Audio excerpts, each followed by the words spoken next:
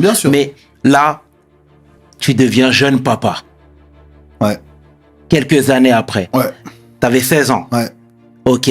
Moi, je veux savoir comment Tata et tonton ont accueilli la nouvelle. C'était quoi l'ambiance dans la famille? Parce que tu sais, clairement, quand t'arrives, et je me mets dans l'eau, hein, clairement, quand tu vois un jeune frère arriver à 16 ans avec un gosse, franchement, il arrive comme étant une bête de foire. Tu vois ce que je veux dire? Est-ce que c'était ton cas de figure, toi? Non, moi j'ai une daronne très protectrice et un daron assez intelligent pour comprendre que c'était pas la meilleure façon de me faire comprendre les choses à ce moment-là. Tu vois, de m'encadrer surtout à ce moment-là. Ça veut dire que, à la surprise générale, moi j'avais peur de la réaction des darons, tu sais.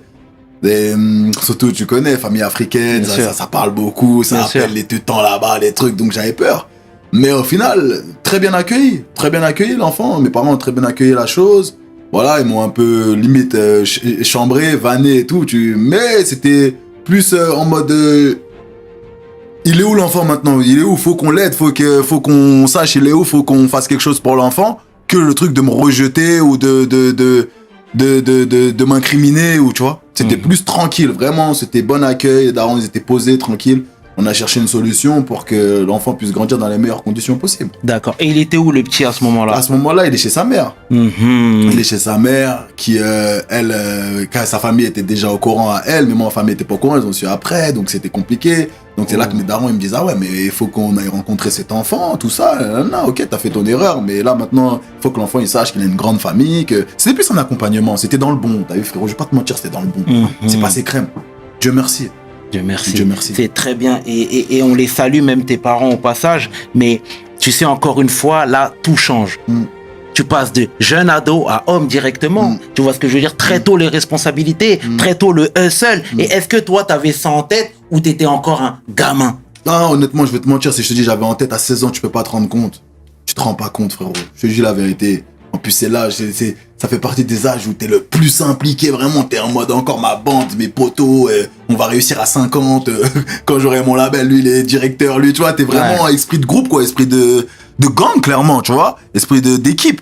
Ça veut dire qu'à ce moment-là, je me rends compte que j'ai un enfant, que je vais devoir charbonner plus que les autres. Tu vois, que je suis plus comme les autres. Je vais devoir charbonner plus que les autres. Mais je suis encore un enfant. Je suis encore un enfant. Je suis encore un enfant. Mais qu'est-ce que tu faisais là, justement? Tu rappais, t'étais à l'école, mais est-ce que t'avais un side hustle? Est-ce que tu travaillais quand même pour donner à manger aux petits? Honnêtement, je vais te dire la vérité. T'as vu, dans ma vie, j'ai jamais vraiment travaillé. J'ai fait des petits trucs vite fait, sur une semaine là, des petits trucs, mais j'ai jamais travaillé. T'as vu, j'ai jamais eu de fiche de paye en mode... j'ai pas travaillé moi dans ma vie.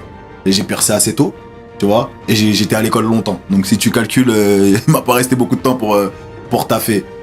Mais tu connais les... Voilà quoi, ça se débrouille un peu dans la street. T'es à l'école, tu touches une petite bourse, voilà, tu mixes un peu les deux, voilà, avec le bénéfice que tu peux faire dans la street. Tu te démerdes un peu, t'essayes d'aider la daronne et le tout quoi. Il y a des jours où tu te sens perdu, où tu cherches sans vraiment savoir pourquoi tu cherches. Tu essaies des choses, tu changes de direction, mais rien ne te semble juste. Jusqu'au jour où tu tombes sur quelque chose qui change tout. Renaissance, le guide qui t'aide à trouver ton pourquoi et à reprendre le contrôle de ta vie. En 30 jours, tout peut changer. Ta renaissance commence maintenant.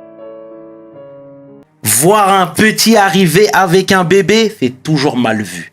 Ah bah bien sûr, ça fait peur même.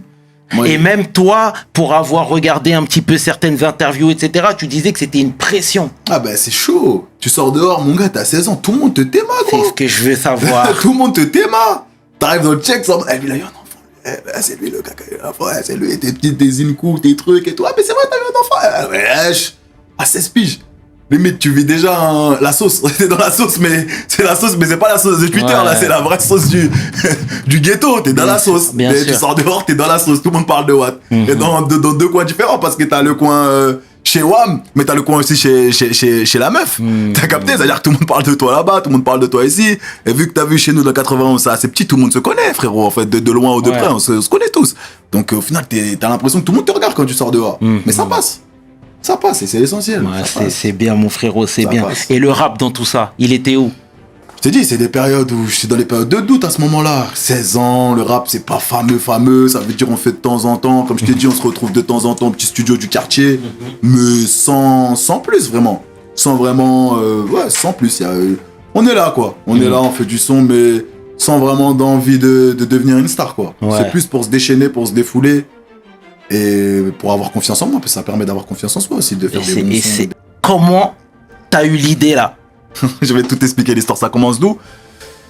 En vrai, en soi, le délire Matuidi Charo, il naît d'un délire de potes. Ça veut dire, à cette époque-là, on avait quand même déjà commencé un peu les showcases, parce que j'avais fait Halo, j'avais fait Charlie Delta, j'avais fait Jacques Chirac. J'avais quand même fait pas mal de sons qui commençaient à tourner bien dans la street.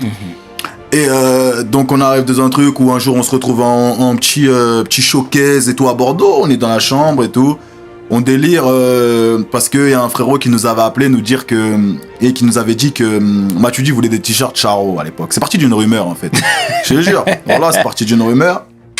Ça veut dire à cette époque-là, la rumeur elle arrive dans la chambre. Nous on est là, tout frais sorti du bendo. Matuidi, il veut du Charo. Mais non gros, c'est pas vrai, tu mens. Mais si, Matuidi et tout, non. Et là, c'est là que ça part en délire. Ça veut dire on se retrouve dans la breu. Matuidi Charo. Mais vraiment en délire, tu vois. Matuidi du Charo. C'était ça là, le délire. Mais c'est vraiment ça. Avec la gestu déjà. Ouais, on était là dans la chambre, mais c'était pas la même gestu. Ouais. On dansait, à l'époque on aimait grave les gestus. C'est-à-dire on était là, on s'est filmé et tout, on a kiffé. Et suite à ça, voilà. Là, ça c'était pour ce jour-là, ça s'arrête là. Et un jour, je me retrouve dans la voiture, je suis avec un frère à moi, Baba. Je suis avec Baba et je crois Cheba à l'époque, dans la voiture et tout, on allait à Paname. Et c'est là, j'écoute l'instru que Glyph il m'a envoyé. Et Glyph, c'est un mec de chez nous, à l'époque un mec d'Evry, que je bossais avec lui depuis mineur enragé, tout ça. Okay. C'est-à-dire un jour, il m'envoie une instru. Moi, je suis un mot gars, il faut qu'on se donne la ce fort, tu vois. Quand j'entends l'instru de Glyph, je kiffe, moi, je suis en mode, ah ouais, c'est là. Et voilà, je me mets dans la voiture comme ça, en 10 minutes même, ouais, en rapide là, comme ça dans la voiture, j'écris mon texte et tout. Moi je suis là, comme d'hab, tu vois, je suis là, mon pote il est en train de conduire, je suis en train de le chauffer. Ouais frérot, c'est lourd ça, écoute, je lui fais mon texte et tout, nanana. Et donc ouais, le frérot il me dit que ouais, et tout, il kiffe le délire et tout. Il kiffe le mood du son. Du coup, ce que je fais, je commence à dire vas-y, ce soir je vais au studio. Je prends mon air de studio, je me retrouve au studio, je pose mon couplet. Mais en fait à l'époque on allait au studio tous ensemble. C'est-à-dire, je pose mon couplet, je kiffe mon couplet, mais il n'y avait que mon couplet. Il n'y a rien. Il n'y a rien derrière, plus rien. Là, j'ai fait mon couplet que j'ai écrit tout à l'heure, que j'ai kiffé sur la prod à Glyph, mais je suis plus inspiré. Je sais pas quoi faire au refrain, j'ai pas d'idée de truc. Là, je regarde un peu le peu gros, on est là, on est au studio, tout ça, posé, détente. Les gars, vous êtes pas chaud, vous montez sur le track et tout? Ah ouais, tu dis ça, ouais, bah ouais, vas-y, carrément, parce qu'en plus, à l'époque, on est là en mode, mais ça fait longtemps, en plus, on n'a pas fait de son, comme ça, t'as vu, si, on a son ensemble et tout, parce qu'on en avait déjà fait, nous, avant Matuidi Charo, tu vois. Donc, ça fait longtemps qu'on n'a pas fait de son ensemble, ça pourrait être intéressant et tout, comme ça, on revient avec ça et tout, comme ça fait longtemps, les gens, ils vont kiffer. C'est là, les frérots, ils montent sur le son. À la base, c'est un freestyle, c'est pour ça qu'il s'appelait freestyle, le bordel. Exact. T'as capté? Exact. Donc, ça, on y monte sur le son, moi, je le vois en freestyle, c'est en mode, vas-y, on se redonne un peu de ce fort, moi, j'ai kiffé mon couplet, les autres, ils viennent, ils montent leur démonstration, et vas-y. Et après, à la fin, bah, tout le monde pose. Et je me dis, mais les gars, vous vous rappelez le délire là qu'on avait eu dans la chambre? T'as capté? Voilà, c'est dans celui-là. Le délire qu'on a eu dans la chambre et tout. Ouais, tout ça, ouais, Matuidi Charo, ouais, mais je crois qu'il faut qu'on fait ça à la fin, en mode on s'en fout et tout là. Il me dit, mais non et tout. Je dis, ouais, vas-y, tac. Et c'est de là, Breggy rentre dans la cabine, boum, on s'enjaille, ting, tchong. C'était vraiment en mode folia, tu vois, en mode folie, en mode groupe. Boum. Et franchement, j'imaginais pas que le morceau allait devenir ce qu'il est devenu aujourd'hui. Mais ce qui est fort, c'est que t'as bossé derrière. Tu vois, si tu t'arrêtes sur Matuidi Charo, je pense que tu peux vite devenir un mème. Ouais, mais... Tu vois ce que je veux dire? Déjà, comme je te dis, le bail... Matuidi Charo, déjà, pour moi, c'est un freestyle. Donc, je suis obligé de bosser derrière. Ouais.